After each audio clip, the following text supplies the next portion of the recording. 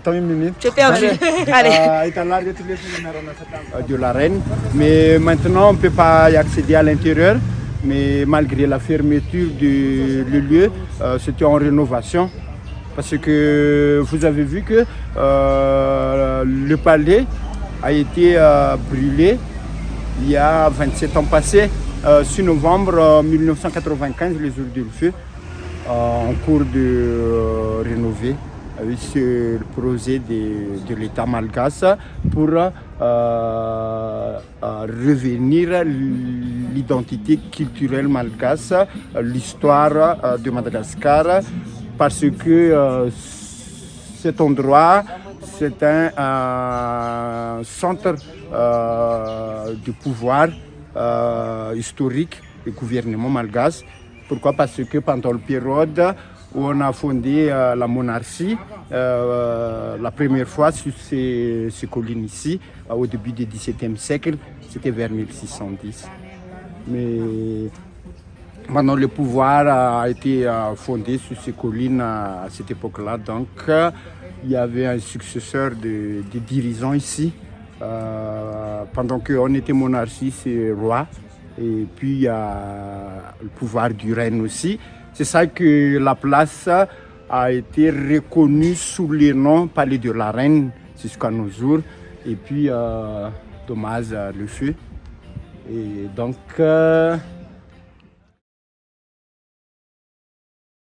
fonction de ce grand palais, c'est ce que j'explique, que était fait en deux époques différentes.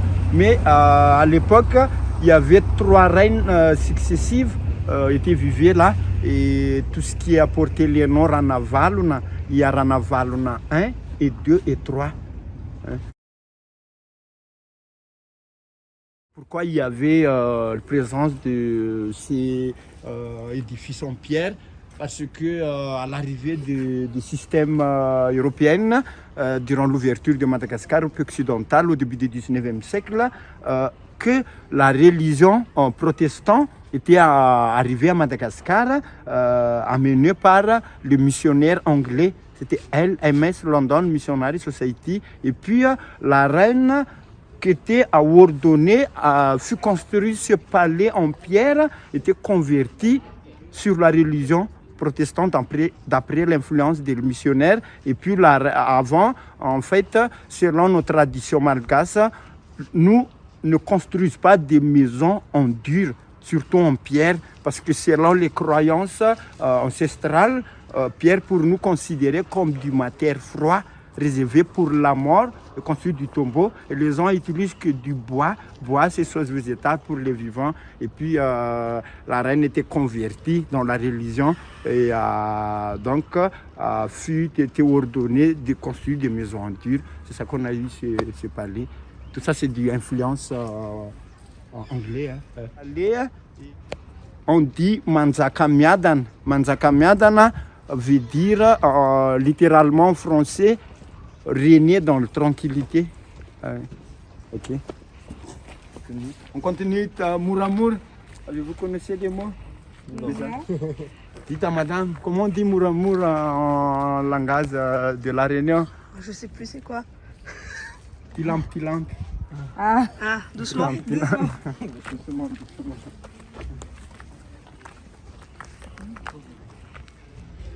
Exilé en Algérie finalement en 1896 et la reine elle est morte dans le pays en 1917 et cadavre rapatrié, le corps retourné ici en 1938 et enterré dans le tombeau. Mais en fonction du palais que nous n'a jamais fini à cause de la colonisation française, a été placé sur l'emplacement du Colisée. Oui. C'est ça, hein? Parce que chaque roi et reine avant qu'ils étaient régnés sur ces palais, ils avaient construit leur propre palais. Après, ils donnent des noms, c'est une de leurs passages, parce qu'ils n'arrivent pas en même temps au pouvoir. Et c'est une à une, c'est comme ça. Et donc, nous allons partir par là pour voir quelques parties de la ville. Qui fait à l'ouest de la ville, parce que la place où on est, la colline, il y avait une altitude de 1460 mètres au niveau de la mer sur pied. Noir. Mais ces lances noires, c'est commémoratif pour mémoriser les soldats malgaches mourir pour la France pendant la période de Première Guerre mondiale et Deuxième Guerre. Parce que cette période-là, on est resté colonie française. On a participé à la guerre avec le pays. Et notre stade national, Mahamas, le nom.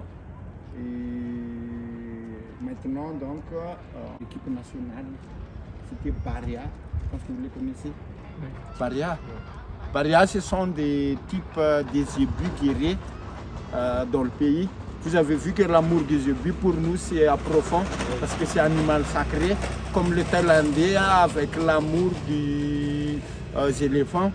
Parce que ici, pour nous, zébu, c'est un animal sacré. Pourquoi? Parce que pour sacrifier pendant la cérémonie traditionnelle, parce qu'il y a beaucoup de rites à suivre, et il fallait sacrifier des zébus et les viandes pour nourrir les invités. Mais ça, ce qu'on dit en malgache, c'est nous tapiavanan, mais avec le partage de viande que la famille était forte, ou le pouvoir était fort.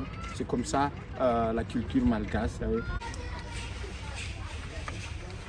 Parce que c'est protestant, avec l'influence des missionnaires anglais, LMS, London Missionary Society. Et la reine malgache, la troisième, elle s'appelait Ranavalona II, a été convertie sur la religion. Et puis la reine a ordonné à construire ce temple dans le palais en 1869 par un architecte anglais. Il s'appelait William Poole. Mais dommage, le feu mais a été éteint aussi. Mais ce qui est original, parti en pierre, et le vitraux et le boiserie s'est reconstitué à l'identique. Mais regardez juste devant le temple côté à cause de nous. Il y a une présence d'une structure en bois, mais ça c'est un palais du roi malgache que fondait la monarchie au début du XVIIe siècle.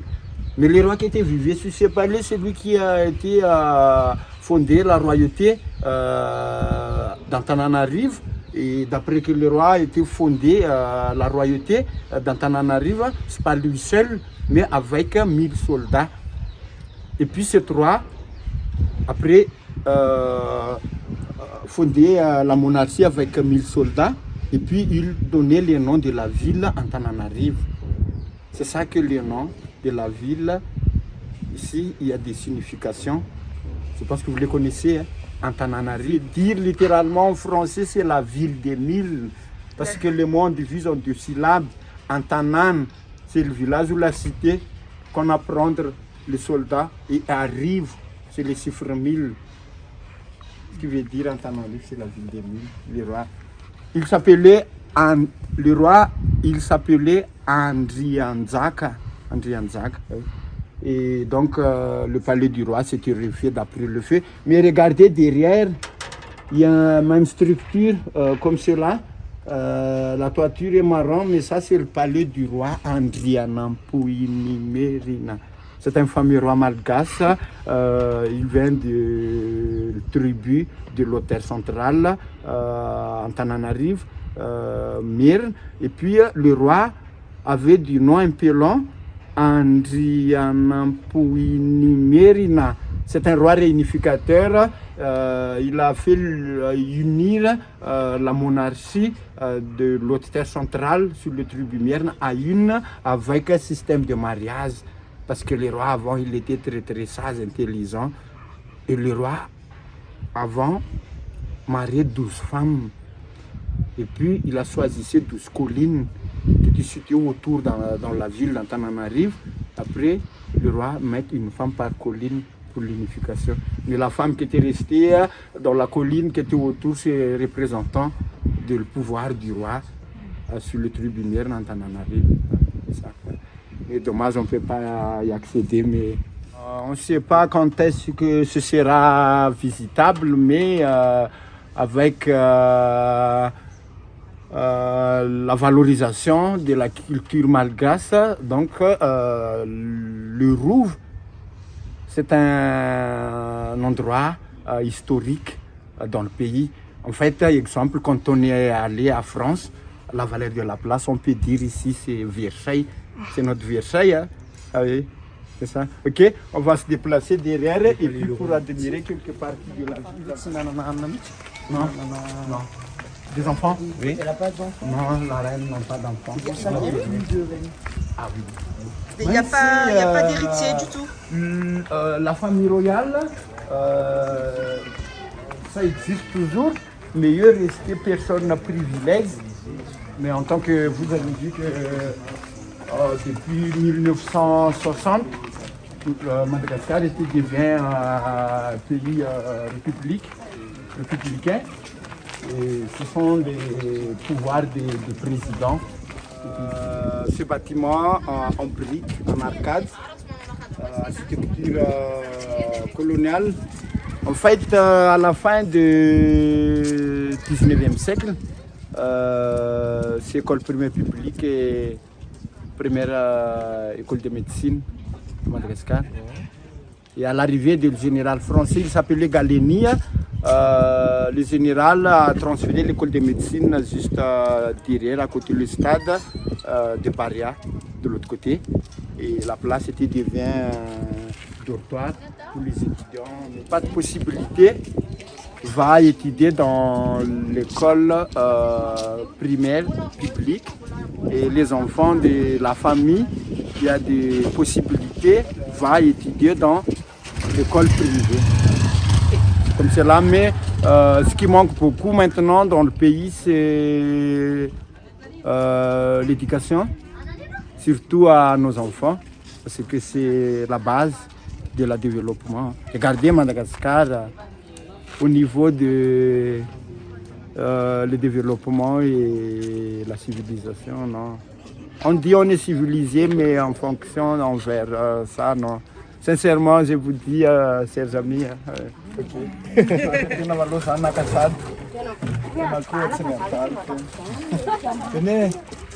en fait, c'est comme ça, moi, sur ces villages, parce que c'est mon village natal, je suis grandi ici, mais c'est le voisin.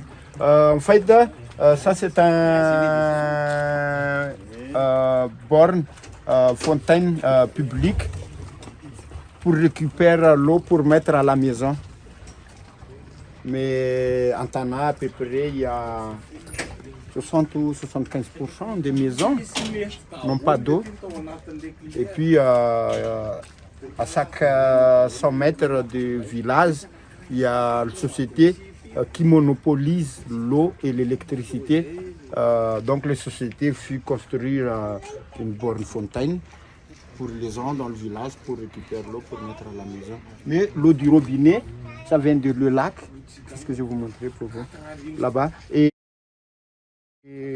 en fait, c'est payant, hein.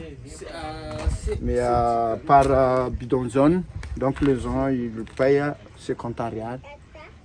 Et il y a l'heure de l'ouverture et de la fermeture, puisque les gens n'ont pas gaspillé l'eau. Ah oui, c'est ça, parce que l'eau est sacrée pour la purification, ainsi de suite, ainsi de suite. Et donc, un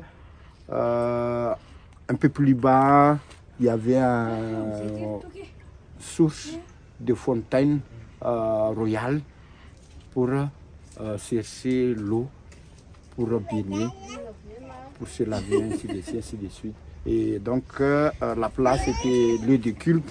Je pense que vous le connaissez, les mots douane. Douane, c'est la douane. Et en fait, selon les traditions malgaches, donc sur le douane, que les gens, à la fois, ils parlent avec les ancêtres. Et c'est là aussi qu'on purifie pour enlever les mauvais sorts. Et puis, il y a beaucoup de gens qui ont l'esprit fort. Et c'est là qu'ils ont dire la vérité. C'est comme cela, quoi. Ce qui a l'esprit fort, ce qui a l'esprit des ancêtres, Parce qu'ils n'ont pas l'esprit des ancêtres, ils n'arrivent pas à parler avec les ancêtres. C'est comme cela. Parce qu'ici, il y a beaucoup de, comment dirais-je, des choses, on dit incroyables, mais vraies. Mais avec, comment dirais-je, le respect de la nature. Et comme cela, la quotidien malgache. Mais en ce moment, donc, je ne sais pas pourquoi, mais on a commencé à perdre peu à peu nos identités. Dommage. C'est les gens qui croient plus ou? Oh non, mais pour moi, une minute, à cause des les évangélistes. Parce que regardez bien maintenant, Madagascar, il y a beaucoup de sectes ici, de petites religions. Par contre, regardez, chaque fois, il y a beaucoup des évangélistes africains, européens, je ne sais pas, viennent d'où, ils viennent ici pour dire c'est comme ça, mais le malgache a des armes de leur croyance. Ah oui.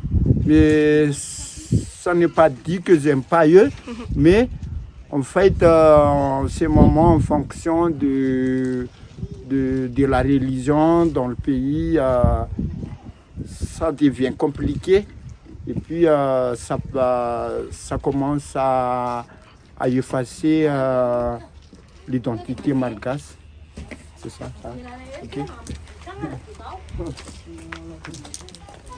Et ça, c'est le réservoir d'eau qui approvisionne en eau potable.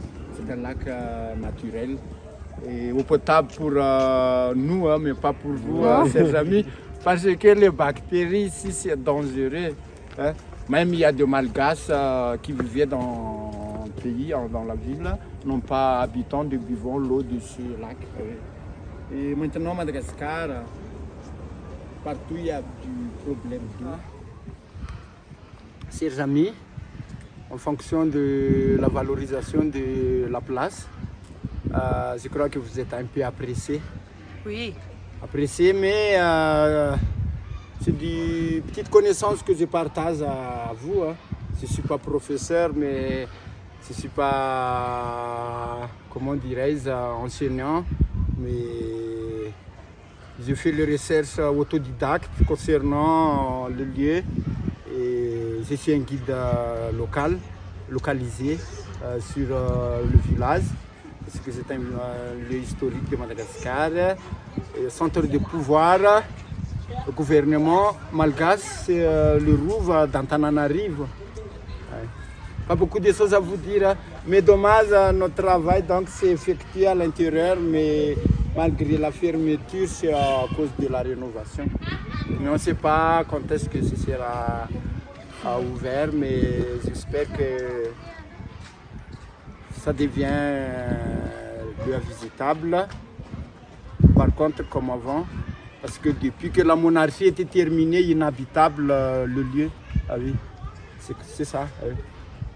Pour exposer certaines histoires, choses, objets, ainsi de suite. Donc, moi, c'est Gilles César. Gilles César, c'est vraiment dit, c'est pas nom malgache, mais mon nom malgache, c'est Rakutoire Mar. Je pense que vous tous vous le connaissez. Gilles César, c'est un empereur, mais je ne suis pas un empereur, mais je suis un malgache qui raconte l'histoire des royaumes malgache sur le Rouva d'Antananarivo, centre de gouvernement historique malgache. Et je suis toujours ici, jusqu'à maintenant. Ah, ok. Big up. Ok.